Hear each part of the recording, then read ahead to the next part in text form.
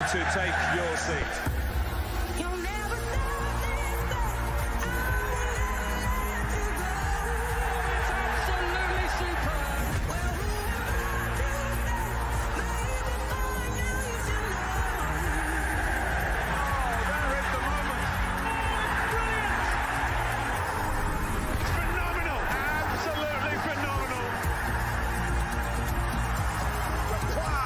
Premier League.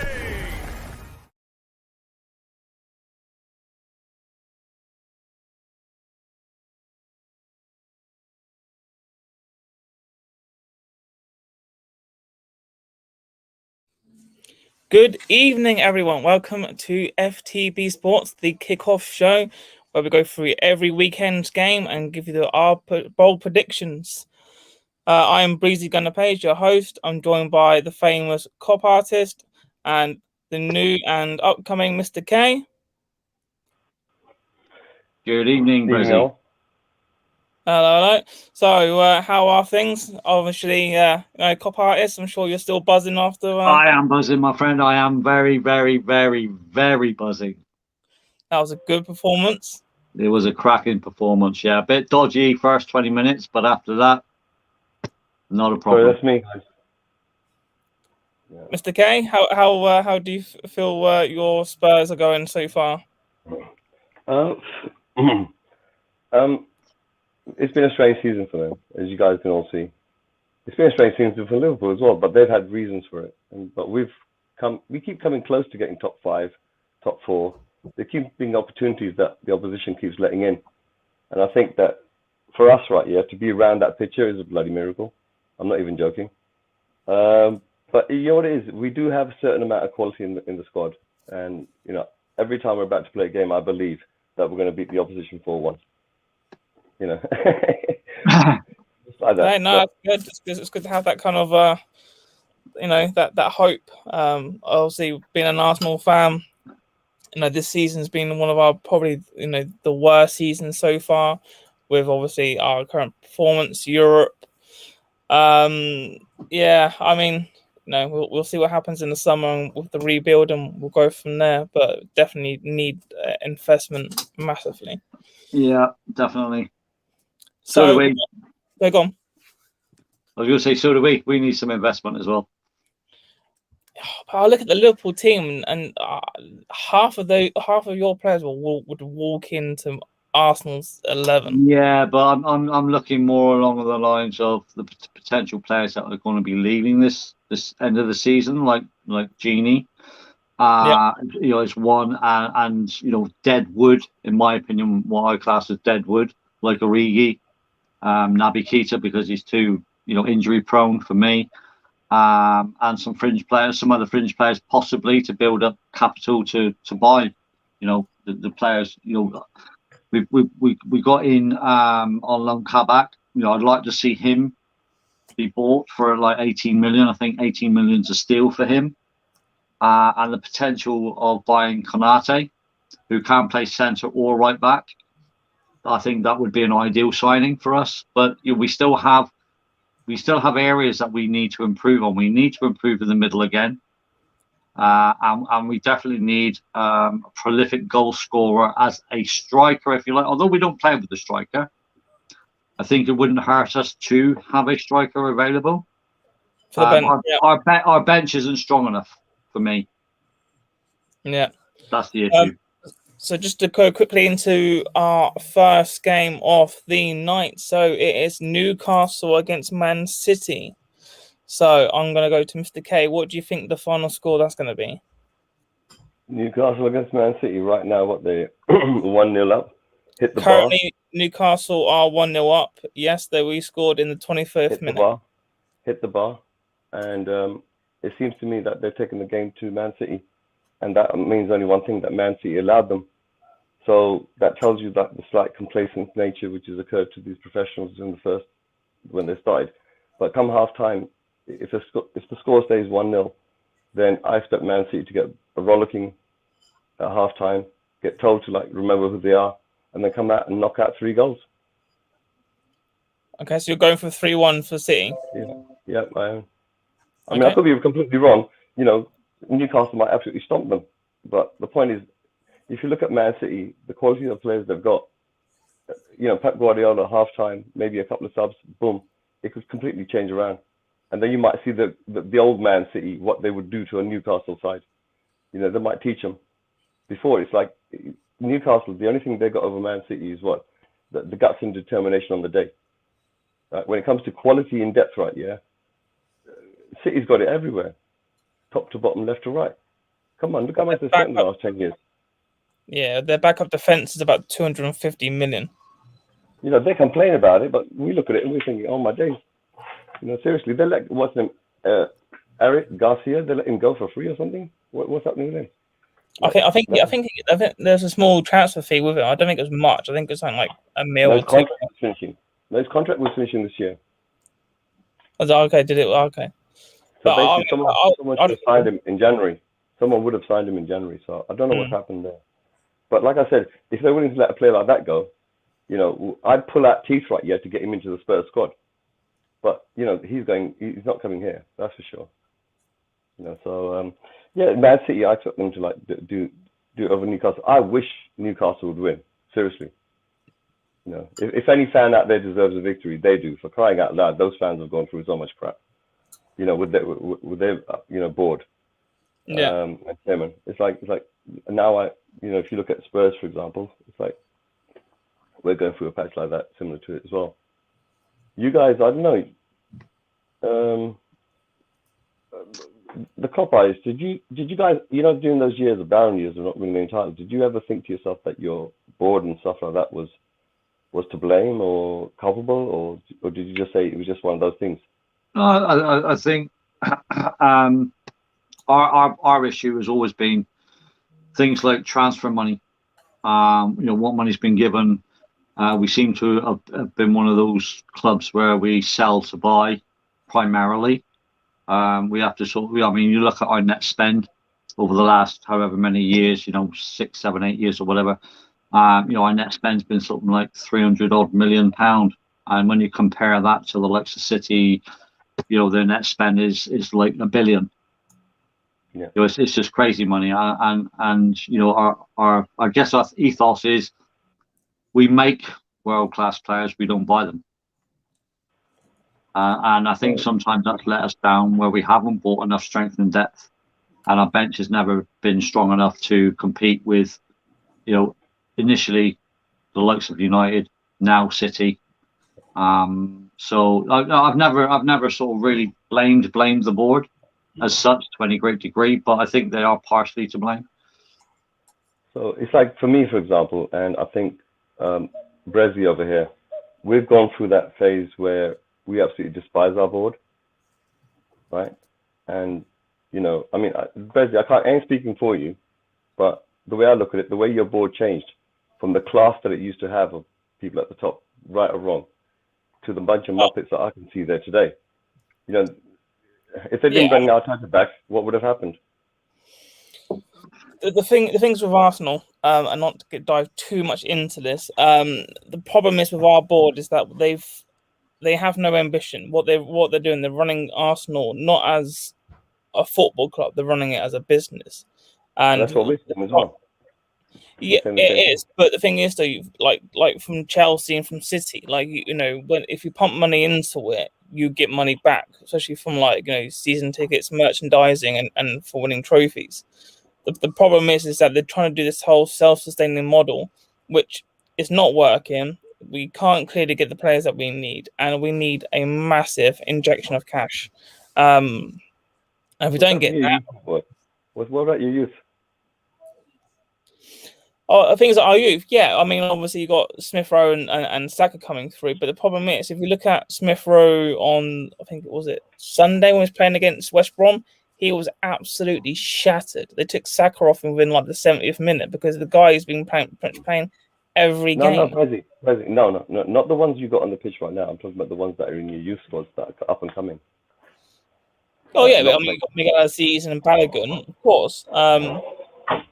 I just don't think. I want Aziz to come in a bit more, and I want Balogun to start a bit more. So I'd want Aziz and Balogun to probably be in the Carabao Cup games, the FA Cup games, Maybe like the first sort of the last 20 minutes of a game kind of thing.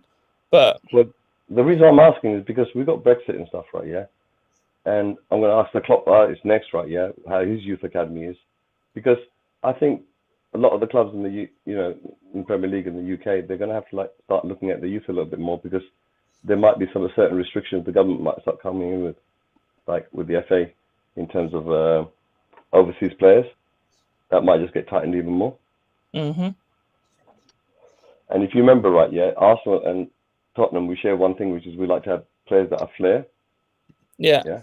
So it's like when you try to saturate that market with other clubs as well around the world, big ones, you end up having to get players from abroad that can do that a lot more than you can from the UK ones. Yeah. So I don't know, man. It's like I look at the whole thing and I'm a bit despondent with what's happening, because I'm going to this protest tomorrow anyway. So listen, let's get on to the next game and have a little conversation. Cop artist, I just still need your Newcastle or Man City. Well, Man City have now just scored 2, so they're now 2-1 up. They're 2-1 up now. Oh wow! They are 2-1 up. So they are teaching them then. Hang on a minute. Possible? No, 2-1 up. Yeah. I was looking at the possible VAR there, because I've got it on my TV here. But no, the player that actually scored was way onside.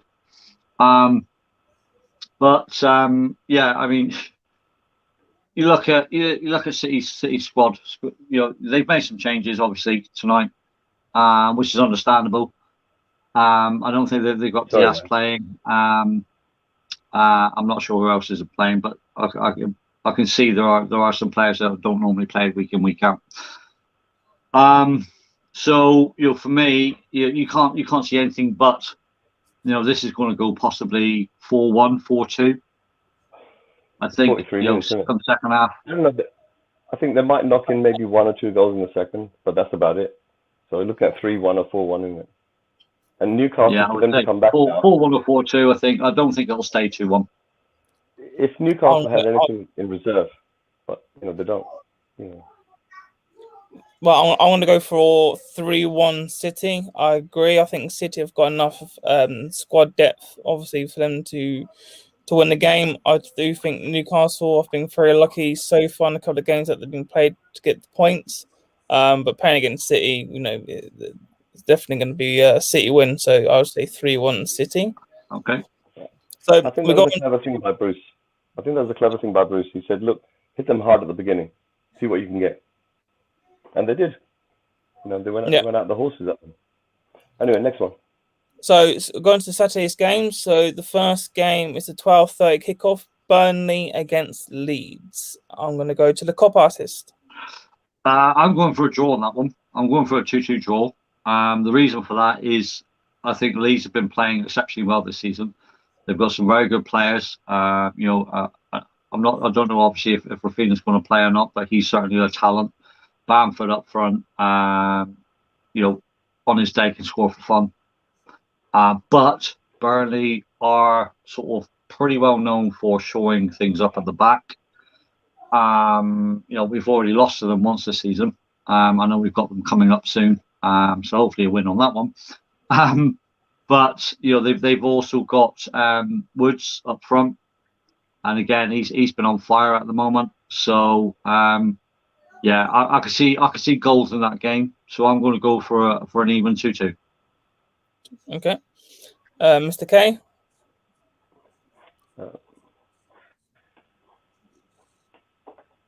Sorry, are you addressing me now? Oh. Yeah, Mr. K. Well, what's your Burnley and Leeds prediction? You guys can't hear me clearly enough. I'm just worried about whether or not my broadband is going through my computer properly or not. Is that okay? No, the language? Okay, that's good enough. Basically, it's Burnley. You're playing at home at Burnley, right? You're getting towards the nuts and bolts of the season. This is Sean Dyche territory, right? Bielsa's got the upper hand when it comes to moving the ball around. The players running a lot, getting the pace. So I think to myself that it's going to be very tight. It'll either be 1 goal in it, that's it, and somebody's going to have to come out and win this game. They need the points. So I'd say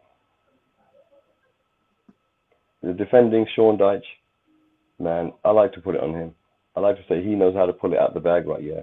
But Bielsa, oh my days, he's a tactician, man. You don't know, he can break any nut. He's basically Poch's, Poch was like his apprentice. Okay, I have to turn around and say 1-0 Burnley. Okay. So 1-0 Burnley. I will probably go for a 1-1 Leeds. Leeds and Burnley draw. The reason why I just see that, obviously, a bit like what Mr. K was saying, Sean Dyche and his defending is pretty decent. And Leeds, well, they've had a fantastic season. I think, with Bamford and Phillips, I think it's going to be a tight game. So I'm going to go 1-1. So I think it's going to be a set piece. I think it's going to be a set piece or a counter. That's what it's going to be for Burnley. Okay. They're going to sit in. They're going to sit in and say, "Go on, then." What are you going to do? It'll be a counter attack. So going on to the 3:00 kickoff, we've got the Southampton and Fulham game. We'll go, Mr. K. Southampton, Jekyll and Hyde, bro. Southampton, right? Yeah, and Fulham. Southampton is a Jekyll and Hyde team, bro. Their form, right? Yeah, it's rubbish. But every now and again, they just come out and do something.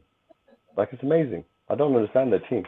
They can get knocked like 9 goals one game, right? Yeah, and come back and win the next. It's a silly one there. On form, I say they got the home field advantage. Fulham, right? Yeah, my boy Scotty Parker's in there, so I always want to favour him. So just because he's in there, I'm going to say he's going to crack the Southampton, right? 2-1. They're going to fight. 2-1 Fulham. Okay. Cop artist? I can't see anything other than a Southampton win. Fulham really are playing poorly. They've got nothing to play for. They know they're down. Yes, it might be one of those, well, we've got nothing to play for, so let's just go out there and enjoy ourselves and give as much as we can. But if that's the attitude that they've got, they should have had that all season. Ings is back, and he scored a brace last time out. So he's back to his sort of best, if you like. He's very much a danger for them. Ward-Prowse as well with his free kicks. So I'm going for a Southampton 2-0. Okay. Good one. I've got to back up Scotty. Simple as that. I will go for. I think it's going to be a 2-1. I think Southampton will win it, but I do think Fulham will nick a goal somewhere. So I would say 2-1 Fulham. So we're going to the 8:00 kickoff. We're going to go for Brighton and West Ham. So I will start this off, and I'm going to go for West Ham against Brighton. I would say West Ham win. I reckon it's going to be 3-1. Just because obviously West Ham have been on form. I think they need to kind of get as many points as they possibly can, because obviously they're trying to get in for Europe, especially Champions League. And they're going to need all the points they can get. So I'm going to go for a 3-1 West Ham. Cop artist? Reluctantly, I'm going to go with a 2-1 West Ham win. Obviously, we've pulled away from them now after that win last night, and we were looking at them as potential, top 4 team that we have to sort of try and get past. But they have dropped some points lately, so we've been able to leapfrog them with a bit of a gap. They have been playing well. I think David Moyes has done a great job at West Ham to bring them where they are. Lingard has played outstandingly well this season and helped them massively. Brighton have played well in certain games, but they're not consistent enough for me. So I'm gonna go for a 2-1. I'm gonna go to the fact that I think Brighton will score, but they will only score 1. Okay, Mr. K. Well, you put 11 people on a pitch, and then it's down to who wants it more. It's that simple. You got West Ham. They actually believe and dream that maybe Europe is in their hands this season. It's definitely they're up against it, Everton's there, Tottenham's there. You know, everything will swing around. So I reckon Brighton, right, yeah, are desperate to get out. They need that 3 more points. They need it more than West Ham do to get more points. So out of desperation alone, right, yeah, I reckon it could be either a 2-2 draw or a 1-1 draw. But I definitely know it's going to be a draw.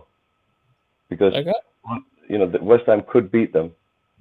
But the thing is, Brighton's desperate. So when desperate measures come, right, yeah, all of a sudden they can pull it out of the hat, especially with that manager, Potter. You know, I don't expect them to be so far down the table, but that's because they got no bite. They don't have anyone up front right yet that can really put the ball in the back of the net.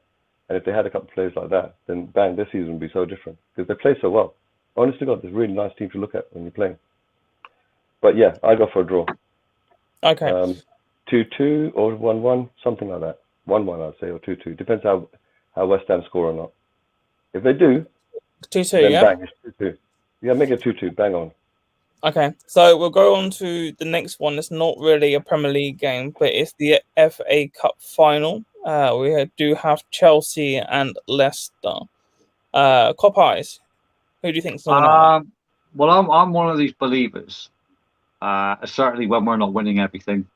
On that, you know, that year that we pretty much did win everything apart from obviously the domestics. That trophies need to be passed around. You know, I think they need to be shared.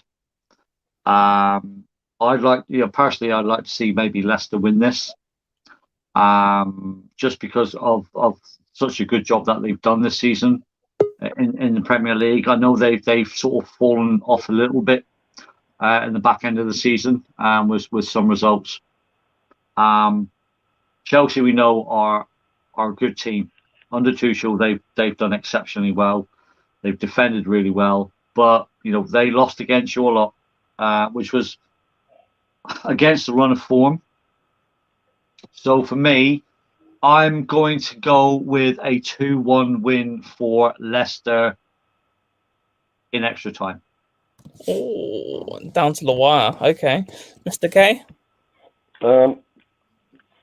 Rodgers versus Tuchel, final. Form goes out the window.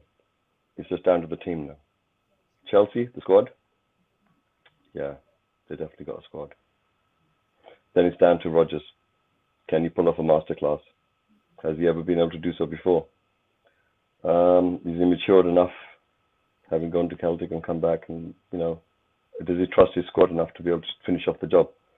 Well, they got a goal difference 21 in the league, right? That's pretty good goals, good difference. Tottenham's got 20 as well, so they should actually be higher. They should be about 25, 26. So they're losing a bit of goals there. Chelsea, on the other hand, 22 goals. You know, goal difference. That's about right for fourth place. That's what you want to be minimum, right? So Leicester, right? Yeah, their attacking intent is not as much as Chelsea's. It could go down to the wire. My heart turns around and tells me, you know what? It's probably going to be Chelsea. So I reckon it's going to be 2-1 Chelsea. Okay. So we'll go on to the Sunday's games. First game we have is Palace against Villa. The Cop Artists? Neither team have really much to play for. They're both safe. You know, Villa obviously above Palace. Played better football, but again, on their day, Palace, you know, can do well. I've seen them play some good games. They've always got a threat with Saha. But you know, for me, I'm going to go for a draw on this one. I'm going to go for a 1-1. Okay. I'm actually going to go for a Villa 2-1. Actually, I just think Villa have a little bit more of an edge over Palace. Because I think Palace's defense are not the greatest, but Palace do have enough attack. So, but I do say it's Villa 2-1. Mr. K. Look, basically, right, yeah, Villa has got probably one of the most outstanding players I've ever seen that could wear an English jersey. That is in the midfield. That young man is like, he is Villa.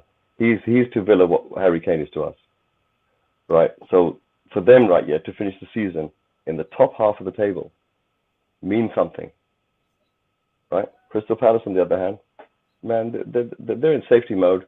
They're thinking about next season already. So I expect Villa to try to come out and like take the game to Villa, like actually try to win it. But the problem is like there's not enough there in Villa to do it against Crystal Palace. Is a dangerous team, man. They can hit you fast, boom, boom, and that's it in the back of the net. So it could be one of those little games where if you go up against Palace and you fail to score that goal, you do it well, but you fail to get the ball in the back of the net, Palace will come back at you. They won't like that, right? So Hudson seemed to like that. I'm turning around, I think to myself, it could be either a 0-0 draw or it could be a little ding-dong. So let's just go for plucky Villa, man. Let's just say that next Grealish can do the job, right? Yeah, and make it 2-1. 2-1 Villa, mate. Come on. Okay, so we go to the next game, which is the 2:05 kickoff, and it is Spurs against Wolves. Mr. K, do you want to kick us off? You really sure you want me to go first? Well, keep it a little bit more shorter. Now, you know what? I'm really curious as to what an outside perspective is of our team. So why don't Mr. Klopp, because he looks like the senior man, go first? Oh, looks like a senior man. That got to do with my grey hair, does it? And my wrinkles as well, obviously. For me, I can't see anything other than a Spurs win. They have started playing better. They have started to sort of gel a little bit more of a threat up front. Wolves, in my opinion, have dropped off. They're not the goal threat that they used to be without Jimenez and without Jota, who we now have. Thank God. So they have been leaking goals as well, and quite simple, basic goals they've been leaking. So I am going to go with a Spurs win, which Mr. K will probably be happy about. And I'm actually going to go for a 3-1. Oh, okay. So for me, I'm going to go for, pains me to say, but a Spurs win. I do think that they've got enough talent up front to obviously beat Wolves. Their defense has been leaking goals all season. They're not the Wolves of last season. Yeah, I reckon 3-1, 4-1 is probably going to be where I'll be sitting. Especially if you've got Kane and Son turning up. So when on their day, they can beat anyone. So I would say that's probably where I'd be sitting, about 4-1 Spurs. Mr. K. Does Spurs need to win this game? Does Spurs need to win this game? Is it important? Right, 59. You take them above West Ham. Right, so basically you're trying to get into 6th, and then you're trying to put yourself in a position to get a 5th. Unfortunately, I think Liverpool's really got that spot in it. They're 4 points ahead of us. We're not catching them up on a month of Sundays, bro. I'm telling you straight. That top 5 is done. Right? There could be something dirty happening with West Ham. We don't know. Liverpool slipping up a banana skin when they get towards the end of the season. I don't know, man. I think they're getting back to like a little bit of normality and a bit more steady. So who needs it more? Wolves? No, they don't need it at all. Right, Tottenham, do they really need it? I don't know. I think the pressure's off. 59 points is still going to be 6th, isn't it? So I don't think the pressure's there. I think because of that, I reckon it's going to be slightly nervy. But once the goals start going in, it's 4-1. 4-1 Spurs. Come on, you Spurs! Okay, so next game we have West Brom versus Liverpool. So, Cop-Arted, do you want to take this one? Well, without sounding unbiased, and I hate to sound unbiased because I'm not a biased fan. I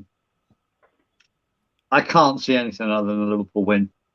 We're playing better away than we are at home. West Brom are down. They've got nothing to play for. They don't really pose much of a threat up top. They leak goals. Yes, we have been known to struggle against mid to lower teams for whatever reason. We have done for many years, and it still baffles me. But we are coming, after the result yesterday, That's going to boost their confidence massively. Certainly on with certain players as well. But just the way that we played yesterday, if we can play even half as well, we'll beat West Brom. So I'm going for a nice tidy 3-0 win. 3-0 clean sheet as well. Okay, Yeah. Mr. K. I don't think this game is going to be as easy as that. But the problem is this: Klopp, right? Yeah, he's managed to get his team into top 5, game in hand against Chelsea, and he's 4 points behind. He puts this game to bed. He's 1 point behind, 2 games to go. Right. So, me personally, I think Klopp is going to go into the dressing room and say, "Listen, I don't care how you do it, but you're going to win that game because that's who we are. We're champions. Yeah, we're the ones holding it, and Man City's just taking it off us. The pressure's off us. Yeah, Let's go out there, show everyone." So I don't think it's going to be a spanking because West Brom is going to try stopping you every direction. So I reckon it's going to be 2-0. 2-0 Liverpool. Well, 3-0 is not an exactly spanking, is it? It's just It is if your team's going to be defending with 11 players behind the ball all the time. 3-0. Yeah, but to me, a spanking is a nice 4, 5, 6-0. Do you know what I mean? Like we did against Palace. That was a spanking. I know, but West Brom ain't going to fight you. They're going to put 11 players. Oh yeah. Half a pitch. Oh, will they though? Because they've got nothing to lose, have they? I mean, it doesn't matter whether they lose 5-0 or 2-0 or whatever. They've got freedom to play now. Minus 36 goal difference means that you're absolutely right. They've let in far more than they've ever been able to put away. So that means they're not offering much against Liverpool, right? Yeah, even with Liverpool's current defense. So I don't expect them to get any goals at all. What they'll try to do blatantly is do a complete low block to middle block. Simple as that. And just make your life as impossible as possible. Fall over, kick you in the shins, whatever. You're going to have to score for free kicks or something like that, or maybe one little interchange passes. That's the only way. Who's good at that? That'll do for me. I look, at the end of the day, it could be 1-0. I don't care. Win's a win. We need the 3 points. That gives us that 3 points on our spare game that we've got in hand. That puts us a point behind Chelsea. That's right. You're knocking top 4. Yeah. You're knocking top 4. Yeah. And guess what? If Leicester slip up. Leicester's got the hardest running because Leicester's got Chelsea and Spurs. Yeah. So we could help you decide. So I'm going to go for a Liverpool win. I'm going to go for I reckon a 3-0 clean sheet for Alisson. I just think that you've got the players, you've got the form now. I can't see West Brom scoring. They seem to be pretty much now obviously going down. They're going to play 4, so I'd say 3-0 Liverpool. So we'll go on to the 7 o'clock game, and it's our last game. We are going for Everton and Sheffield United. So I will kick this off, and I'm going to go for an Everton win, and I'm going to go for a 3-1. Cop eyes? Unfortunately, reluctantly, and I hate saying it, I'm going to go for an Everton win too. Sheffield doesn't really. They leak goals. They've got really they're a little bit like West Brom. They're down. They've got nothing to play for. They leak goals. They don't really pose much of a threat going forward, whereas Everton do have some very talented players. So I'm going for an Everton 2-0 win. Okay, Mr. K. Sheffield United just don't have the players some of their main key players have been injured anyway. So coming back, they're not going to be in form in any way. They can't really play. So maybe one can, but most can't. So this is really still Sheffield United's B plus A B team. Do you understand? So they're going up against an Everton team that needs the points. 3 points for Everton puts them at 59. They smack West Ham out of the way. See, Tottenham and Everton are exactly the same position. The only difference is Tottenham have scored a lot of goals, right? So Everton, right? Yeah, that's one of the things that's been really lacking in the season. This dropped off in the second half of the season. Their goal tally, and that's what got them in trouble. So, but at the same, they got enough qualities, putting at least 2 goals past Sheffield United. 2-0. 2-0 Everton. Okay.